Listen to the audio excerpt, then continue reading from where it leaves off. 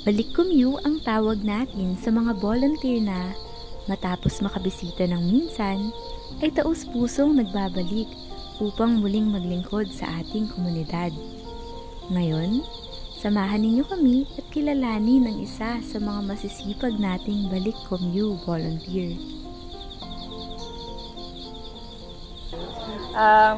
Mabuhay! Ako si Resi Joy Viñas. Tinatawag nila ako dito sa commune na Teacher Resi or Resi. No? Ako ay isang guro, teacher by profession and by heart. Yeah. Nagsimula akong mag-volunteer noong 2024, April 2024. Nakita ko yung isang post sa Twitter ni Teacher Maika. So, dun sa post na yun, nakalagay, call for volunteers. Tapos, sabi niya, Sunday, ganyan. Tapos, nung time naman na yon ay bakasyon, walang pasok sa mga eskwelahan.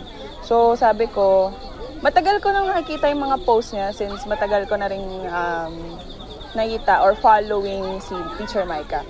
Pero, never ako nagkaroon ng courage until nung April 2024.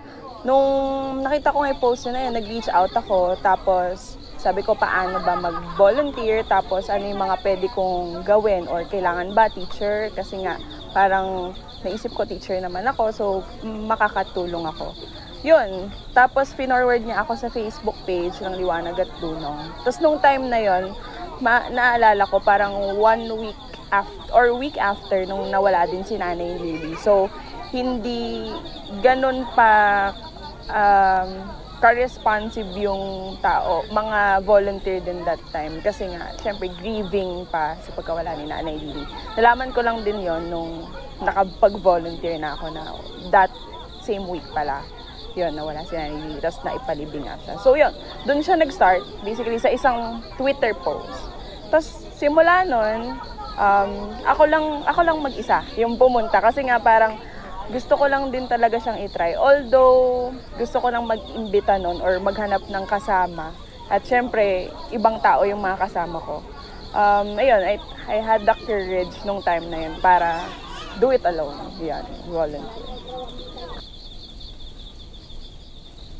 Nag-inspire siguro sa akin nung time na yun ay yung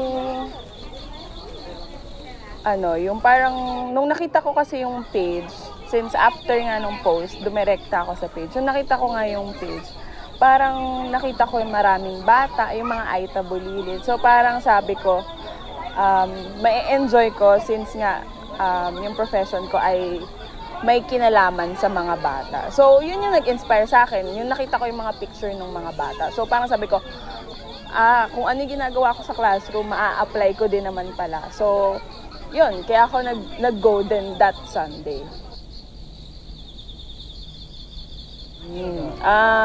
Karanasan na di makakalimutan. Siguro yun yung first day or first Sunday na nag-volunteer ako. Kasi nung first Sunday na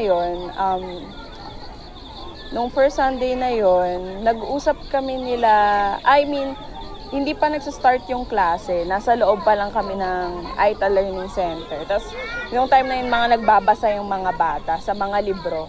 Tapos, ang nakatabi ko nun ay si Ivan. No? Si Ivan. Tapos si Ivan, yung book na binabasa niya ay tungkol sa pagsasaka. Parang mga picture na may mga nagpa-plant.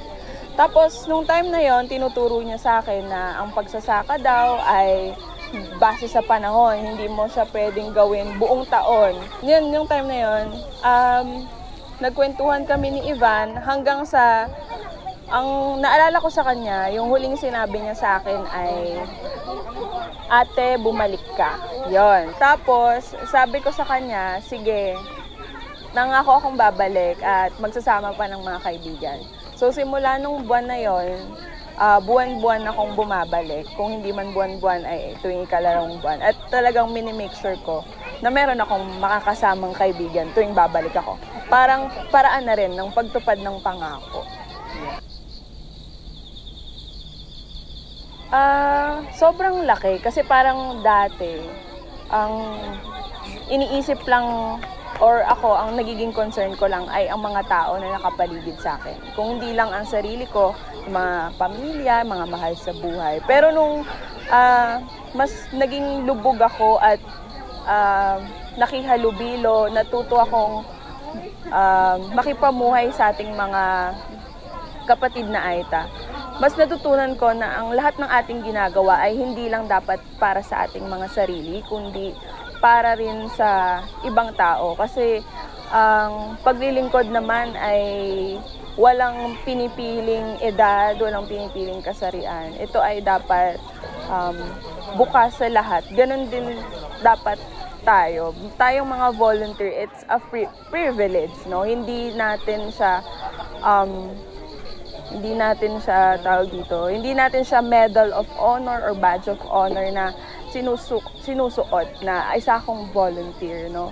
Ito ay isang paraan din ng pakikiisa sa kanila, no, ng pag-empower sa mga katutubo. So, yun, nabago yung pananaw ko dahil mas madalas na akong nandito at dito ko na patunayan na ang pagiging kontento pala ay ang pagiging kontento ay matatagpuan mo sa mga simpleng bagay na madalas nating binabaliwala.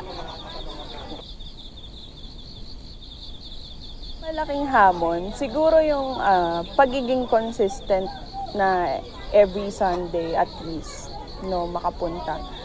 Siyempre dahil sa dami rin ng responsibilidad natin at sa mga commitment, mahirap siyang i-maintain na talagang nandito ka every Sunday. Kaya saludo talaga ako sa mga core team, sa ating mga regular volunteers na nag-google, no, ng kanilang panahon, no, effort, time, money, no, para mag-volunteer.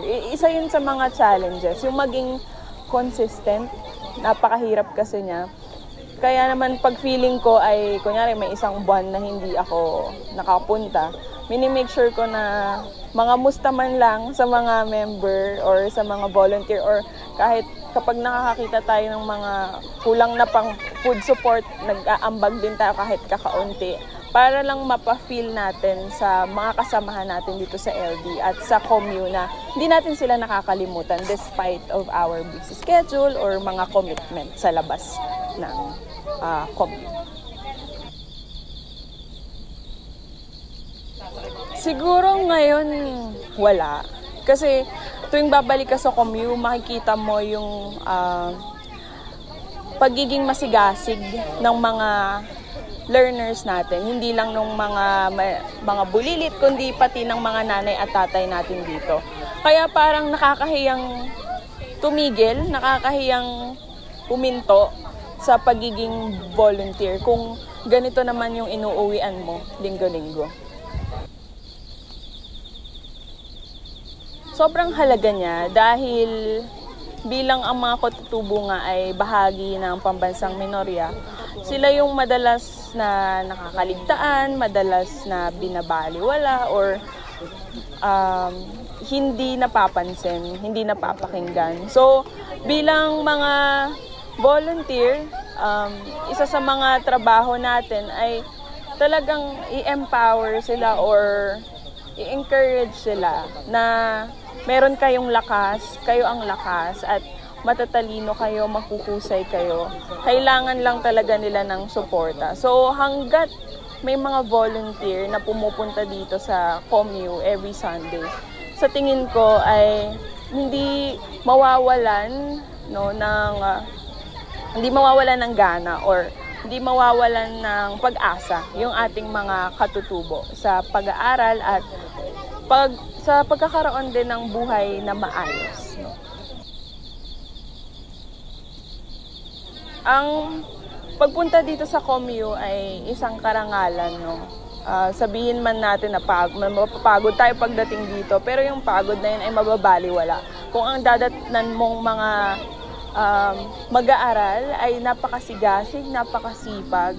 Kaya kung gusto nyong makilala ang mga tao na nandito sa commune, ang mga bulilit namin dito, maging bahagi na kayo, tara na sa commune.